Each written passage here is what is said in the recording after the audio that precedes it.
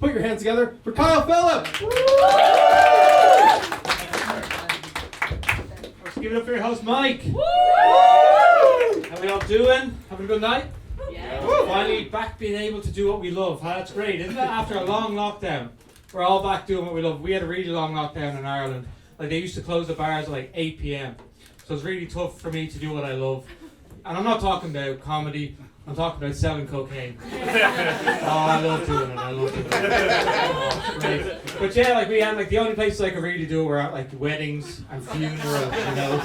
And I don't know if you've ever tried to sell cocaine at a funeral. It's like brings new meaning to the graveyard shift. You know what I mean? But if you're ever at a funeral, do cocaine. It really brings the thing to life, you know. No, I'm not a coke dealer. I actually do have a job though. I'm not a comedian job. I'm a postman.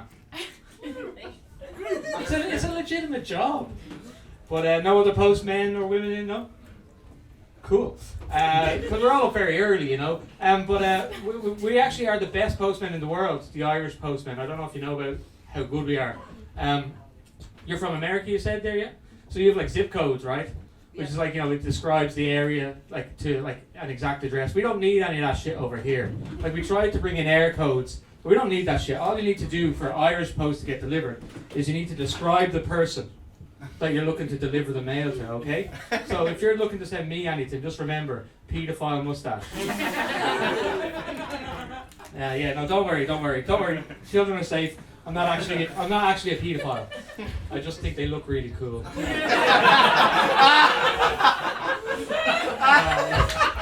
I like that joke nearly as much as that guy does. But like, you know, I like it so much that, like, you know, that's why I have this mustache. I know how I look, to be honest. But like, I'm thinking about dropping it because I am getting in trouble a lot because of it these days. Like, I was walking around my estate. I live in the suburbs, and I have a couple of dogs. I was walking my dogs around, and these two girls started following me. Okay, they were following me. And like, it was fine. And, like, we're just talking or whatever, chatting, socialising, and I saw their father coming out from his house, like, quite enthusiastically, let's say, you know. And I was like, oh, this guy thinks it's the other way around. I was like, no, they're following me, as I said before. I tried to level with them, but I didn't really. Like, I do this thing. I always say things, and then, you know, we say, oh, that didn't sound great. And this is one of those occasions. And I said to him, come on, man. If I was going to do something, I'm not going to bring my dogs with me, am I?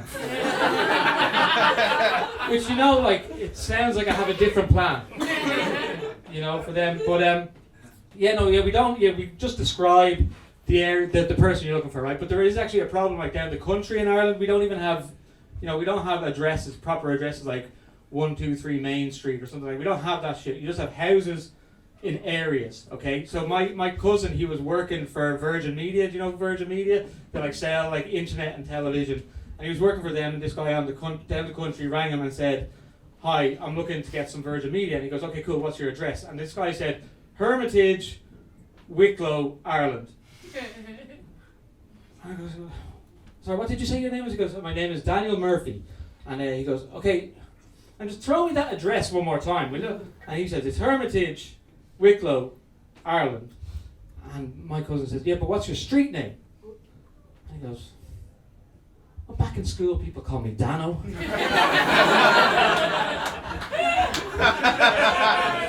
Yeah, okay. I'm surprised there hasn't been too many Will Smith jokes tonight. Is it already done, is it? Or am I allowed? No, go ahead, thank you. Here's one for you. So no, yeah, like, we all know what happened. Does anyone not know what happened with Will Smith? Like, he like slapped some guy, Chris Rock, in the face, right? And some guy, yeah.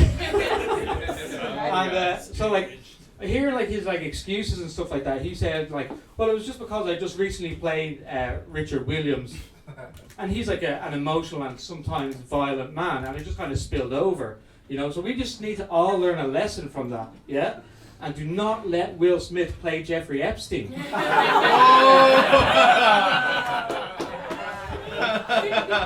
That one works on a couple of levels, I think.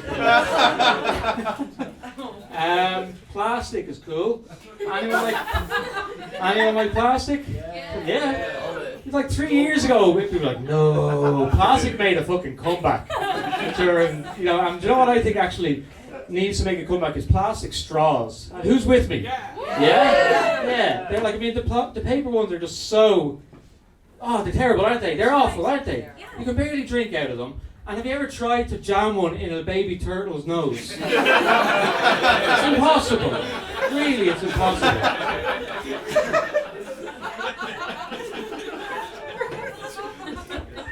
Yeah, cool.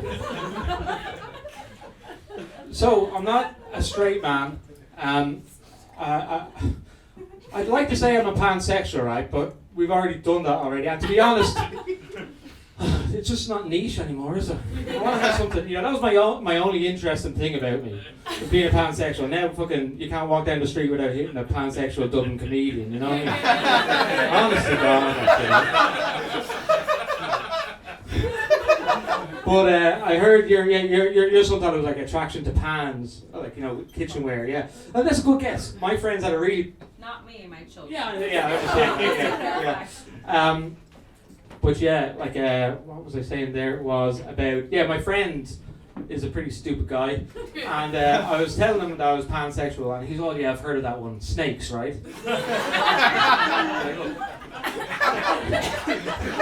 Snakes are pretty fucking sexy, to be fair.